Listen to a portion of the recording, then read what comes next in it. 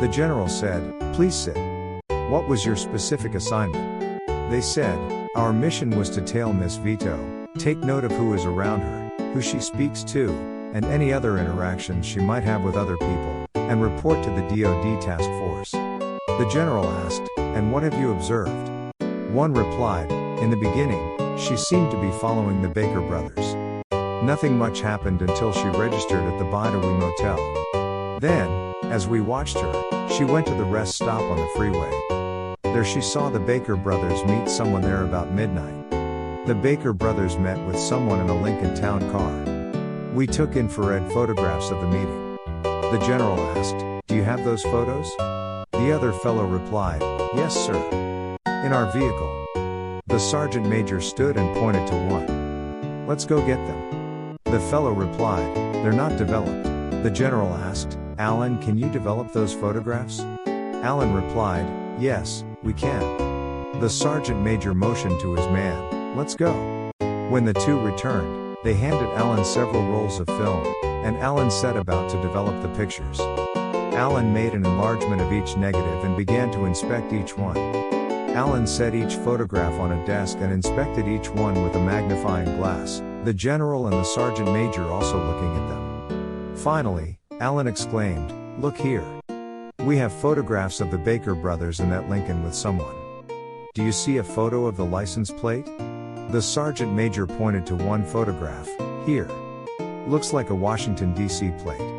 Number WSE 0984, Alan said. "Amber," she quickly replied, "on it." The general asked, "What happened after this meeting?" They replied, "Nothing. The Corvette left, and we stayed a little longer, but the Explorer stayed. We went to our rooms for the night. In the morning, we could not find Miss Vito. Amber returned, that car is registered to Benjamin C. Blackman." The sergeant major exclaimed, "That name's on the list." The general asked, "May I use your phone? I need to talk to the chairman of the Joint Chiefs." The general dialed and spoke, "This is General Johnson. I need to speak to General Vesey." Silence. Then, "John, would you quietly find out who Benjamin C. Blackman is?" Pause. "Yes. The number here is, oh, okay. If you can, fax a photograph too, okay." The general asked, "Alan, can we see who is in that car?" Alan turned and looked over the photographs. "Yes, right here. His head can be seen clearly because the window is open." Alan mused, "I wish I knew the odometer reading of the Corvette there at the rest stop." One of the CID agents replied, "I took down the reading when she checked into the motel." Alan asked, "Amber, did you take the odometer reading when you picked up the Corvette at the rest stop?" She replied, "Yeah." Mumble, "It's here in my purse." "Ah, here it is, 67,923 miles. Turning to the CID agent, "What's your reading?" He replied, 67,602. Pulling out a map, Amber began to measure, motel to rest stop, to the Grove where we found her coat, the dump site, the motel, and back to the rest stop. 320 miles. "Why did they go to the Grove?" Vivian replied, "That's where she was murdered. Maybe they met someone there." The fax machine started to produce a photograph, and the group began to watch, almost spellbound. Slowly the photograph developed into a picture of Benjamin C. Blackman, the same guy as in the photographs on Alan's desk from the CID agent's rolls of film. Part of the caption on the photograph was handwritten, "Benjamin C. Blackman, GSA, General Services Administration, Contract Negotiator." Alan called Lieutenant Wiley, "John, have you been in on the interviews with the Baker brothers?" John replied, "Some, but I have the transcripts." Next, Alan asked, "Have the brothers mentioned a Benjamin C. Blackman?" John replied, "No, why?" Alan replied, "They met at an interstate rest stop about midnight on July 16th.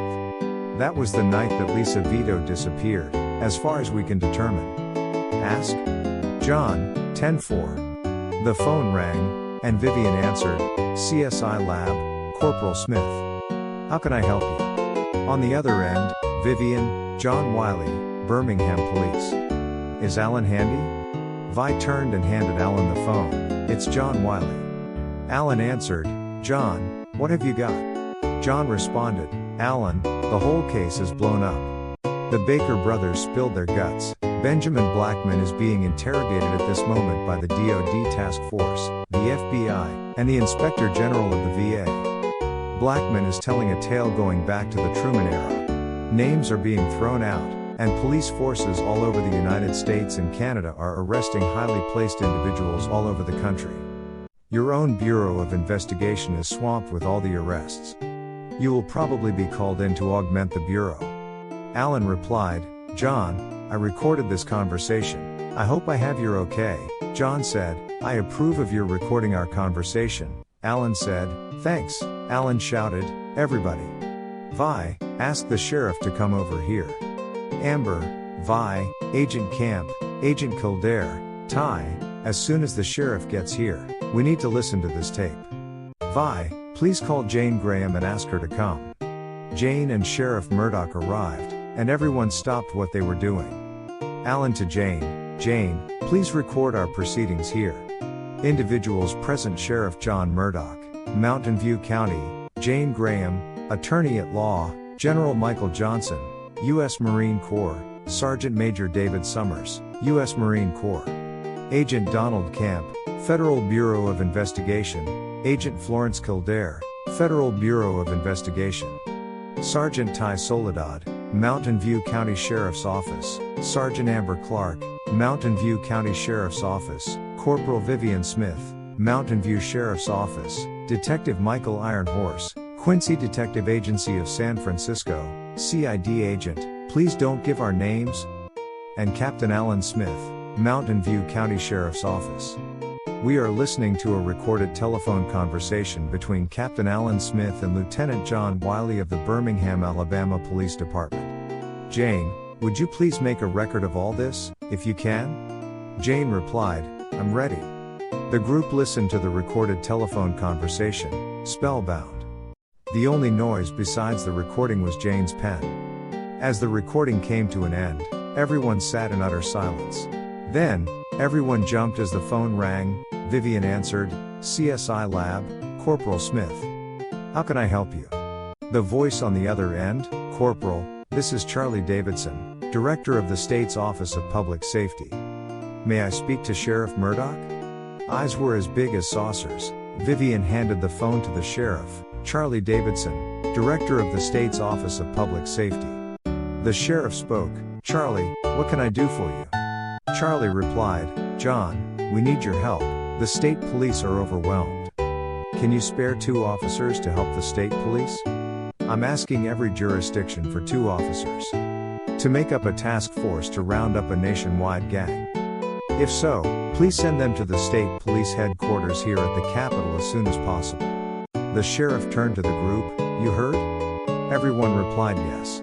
The sheriff continued, Alan, Vivian, Amber, you're not going. Ty, you want to go? Ty replied, you bet.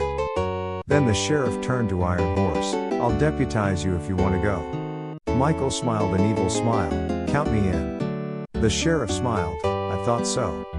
Raise your right hand and repeat after me. Ironhorse was sworn in and issued a uniform and badge. He and Ty left to report to the state task force. Alan asked, now, what about you two?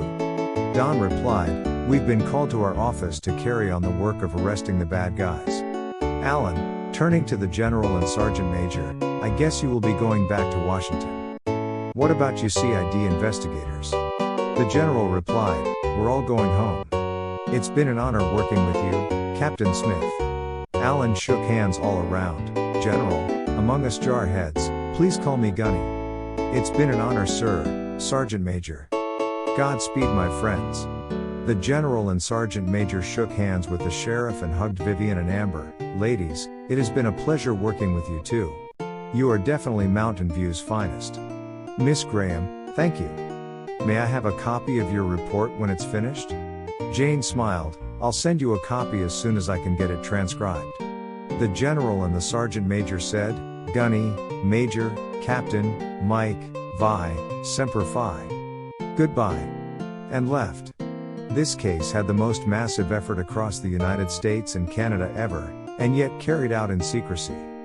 Every officer was sworn to silence. The huge roundup spread across the continent in absolute silence.